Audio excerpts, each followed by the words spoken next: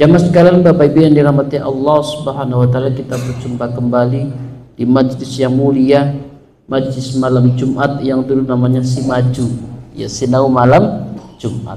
Dan alhamdulillah kita dulu pengajian dimulai dalam keadaan masjidnya sempit, ya Pak ya.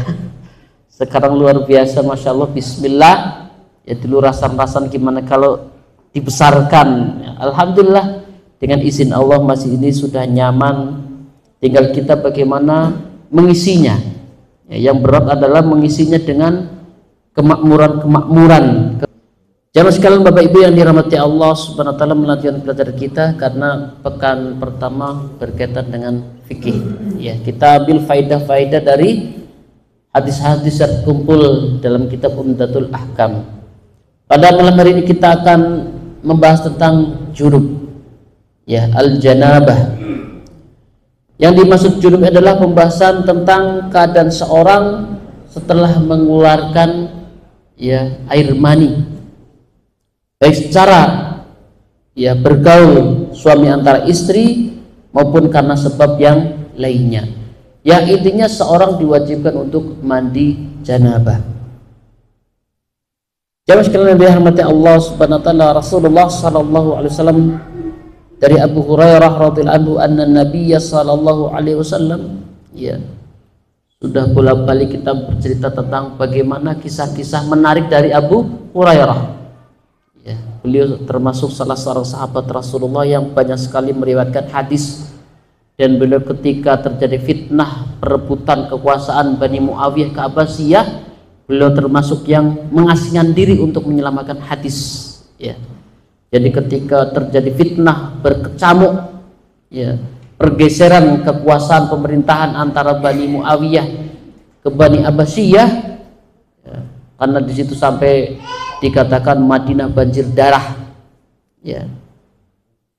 Tapi Abu Hurairah termasuk sahabat senior yang pergi dari berkecamuknya, ya, atau pergulatan politik ketika itu, yang alhamdulillah hingga saat ini kita bisa merasakan hadis-hadis Rasulullah sallallahu alaihi wasallam. Anna Nabiyya sallallahu alaihi wasallam laqiyahu fi ba'di turufil Madinati wa huwa junubun. Qala falhanastu minhu fadhhabtu fahtasaltu thumma ji'tu faqala aina kunta ya Aba Hurairah? Qala qultu junuban fakarihtu an ajalisaka ala khairi taharatin faqala subhanallah innal mu'mina la yanjus. Dari Abu Hurairah radhiyallahu anhu bahwa Nabi sallallahu alaihi wasallam menemuinya pada sebagian jalan di Madinah ketika dia sedang junub. Dia berkata, maka saya menyelinap dari beliau dan saya pergi. Kemudian saya mandi, baru kemudian saya datang lagi. Beliau bersabda, kamu tadi kemana wahai Abu Hurairah? Dia berkata, saya tadi junub dan saya tidak suka kalau aku duduk ya di majlis engkau dalam keadaan tidak suci. Maka beliau bersabda, subhanallah, sungguh mukmin itu tidak najis. Ya. Jadi suatu hari Abu Hurairah itu petukan nih bahasa kita ya. Jadi ketika melihat Rasulullah, tapi dia langsung menyelinap, tidak mau yang mendekati Rasulullah karena beliau radhiyallahu anhu merasa belum mandi janabah. Apa faedah ini? Yang pertama, orang junub boleh mengakhirkan mandi. Ya. Jadi tidak mesti langsung mandi, tapi boleh mengakhirkan. Tapi nanti ada riwayat lain bagaimana seseorang ketika misalnya habis berjima malam hari, dia dianjurkan untuk berwudu. Tapi dalam ini seseorang boleh mengakhirkan untuk mandi janabah. Di sini Abu Hurairah tidak mau bertemu dengan Rasulullah sallallahu alaihi wasallam karena beliau belum mandi janabah.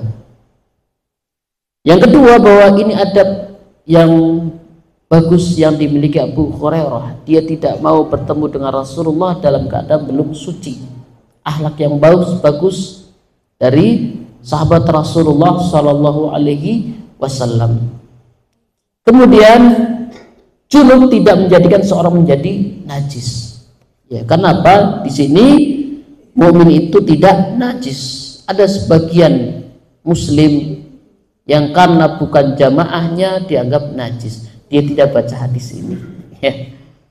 Ya, pernah santri saya laporan ketika mampir di sebuah masjid, ya, sholat di situ melihat dada dipel lagi, dicuci itu. Santrinya laporan ke saya, masya Allah. Ya, jadi dari hadis bahwa muslim itu sekalipun dia punya janabah, dia tidak menjadikan najis, dia suci. Kata Rasulullah, mukmin itu tidak najis. Tapi ada sebagian kalangan yang ketika bukan bagian dari kelompoknya dianggapnya najis, ya, bahkan najis besar. Maka itu tidak demikian. Mungkin belum baca hadis ini. Hadis berikutnya, jamaah sekalian dirahmati Allah Subhanahu wa taala, an Aisyah radhiyallahu anha qalat kana Rasulullah sallallahu alaihi wasallam idza tasala minal janabah ghasala yadayhi thumma yatawadda wudu'ahu lis-salati thumma tasala thumma yuhallilu bi yadayhi sya'ran hatta idza dhanna annahu qad arwa basharatahu afadal ma'a ali thalathata marrat thumma ghasala sa'ira jasadihi. Dari Aisyah radhiyallahu anha, ya, kemarin sudah pernah disinggung tentang keistimewaan beliau radhiyallahu anha, bahwa Rasulullah SAW jika mandi junub beliau mencuci kedua tangannya, kemudian berwudu seperti wudu untuk salat, kemudian beliau mandi, kemudian beliau menyela-nyela rambutnya dengan kedua tangannya sampai ketika beliau menyangka bahwa beliau telah meratakan kulit kepalanya dengan air. Kemudian beliau menuangkan air ke kepalanya sebanyak 3 kali, kemudian beliau mencuci sisa badannya. Faedah pertama bahwa disyariatkan mandi dengan tata cara seperti ini. Diawali mencuci kedua telapak tangannya. Nah, ini adalah diantara adab-adab mandi janabah. Sekalipun minimalisnya, seorang meniatkan mandi junub, mandi seperti biasa itu sah, itu minimalisnya. Adapun jika kita ingin mencari atau mengharap pahala, ya, yang banyak dalam rangka ittiba sunnah, ya, kita sering membahas bagaimana ketika aktivitas sehari-hari, dan di situ ada penjelasannya dari Rasulullah, menjelaskan perinciannya, apalagi menjelaskan keutamaannya, maka aktivitas tersebut menjadi ibadah. Dan mandi janabah ini, seseorang minimalisnya membaca bismillah kemudian mandi gebyur-gebyur, sudah selesai sah, sudah mencukupi, karena dari awal niatnya mandi janabah. Mandi kita setiap hari mandi, ya, pagi, sore, mungkin ada yang 3 kali, tetapi dalam keadaan tertentu dia meniatkan karena sebab tertentu, maka dengan niat tersebut menjadi berubah status mandinya. Dalam hal ini adalah mandi janabah karena niat. Kemudian di sini Rasulullah SAW menjelaskan adab-adabnya, ditambah ittibaus sunnah. Jadi di situ jelas berpahala, karena kita ada pahala plusnya, yaitu mengikuti tata cara mandinya Rasulullah SAW. Di sini Rasulullah SAW sebelum mandi berwudu sebagaimana wudunya salat. Kemudian di antara yang harus dilakukan adalah, untuk ini adalah Rasulullah SAW meratakan rambutnya, menyela-nyela rambutnya, memastikan rambutnya, ya, rata dengan air. Tetapi dalam pembahasan lain ada perbedaan bagi muslimah, ya. Untuk mandi janabah setelah berjima itu tidak dianjurkan untuk diurai, apalagi wanita yang dikepang rambutnya. Adapun untuk yang haid diurai. Kenapa? Haid itu sebulan sekali. Tetapi bagi wanita apalagi rambutnya dikepang, bisa jadi ada seminggu 3 kali, atau bisa jadi pengantin anyar seminggu full. Jadi ini bagian dari kemudahan Islam. Sehingga apa? Berlaku kaidah al-masyaqqatu tajlibut taisir. Jadi seorang wanita dikepang, ya kalau sekarang masih ada wanita dikepang. Dulu umum dikepang. Ya wanita-wanita zaman dulu itu kebanyakannya dikepang. Nah ketika mandi janabah itu menyulitkan, tiap mandi harus diurai, kepangannya 3. Maka dari sini untuk mandi janabah ya tidak perlu diurai. Adapun mandi haid, karena mandi suci dari haid diurai. Ini ada perbedaan. Inilah ya kemudahan dari Islam, sampai di situ dijelaskan jamaah sekalian betapa rincinya, detailnya syariat Islam. Masalah mandi dibedakan antara mandinya wanita dan laki-laki. Jadi demikian jamaah sekalian dalam hati Allah Subhanahu wa taala, ketika mandi dipastikan semuanya rata dengan air. Dari sini diawali dengan wudhu, kemudian dibilas, mencuci sisa badannya.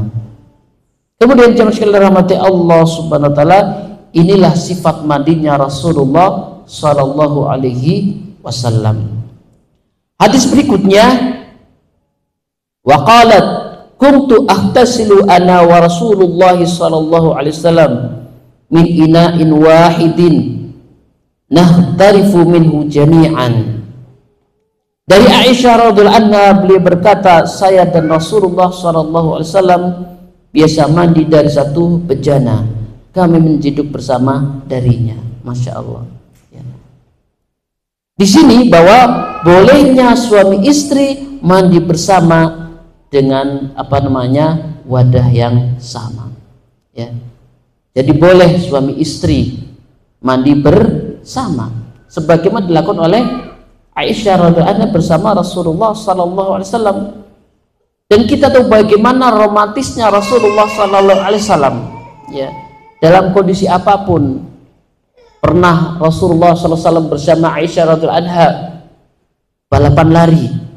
Sesibuknya Rasulullah itu masih sempat ya bercanda dengan istrinya. Bayangkan pernah balapan lari dengan Aisyah ketika Aisyah badannya masih kurus.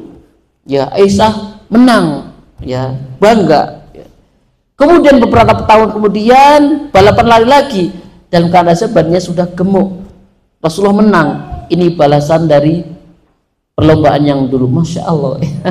Dulu ketika masih pengantin anyar masih kurus, ketika sudah mulai tua badan Aisyah radhiyallahu anha mulai gemuk, balapan lagi Rasulullah menang. Masya Allah, ini balasan. Masya itu. Jadi begitulah Rasulullah terhadap istri-istrinya ya, bercanda ya, ngobrol dan sebagainya, menghangatkan suasana, tidak gampang emosi. Itulah kondisi Rasulullah SAW bersama istri, salah satunya Aisyah radhiyallahu anha. Beliau mandi bersama dengan Rasulullah SAW ya. Jadi para suami untuk menghangatkan suasana, untuk menambah romantis, lakukan selama itu mubah ya, untuk menambah romantis. Bahkan kata ulama, sesekali bolehnya suami gombal. Ada itu bahas. Oh jangan sering-sering ya nanti istri. Jadi dibahas oleh ulama, boleh sesekali suami itu menggombal kepada istrinya untuk menghangatkan suasana.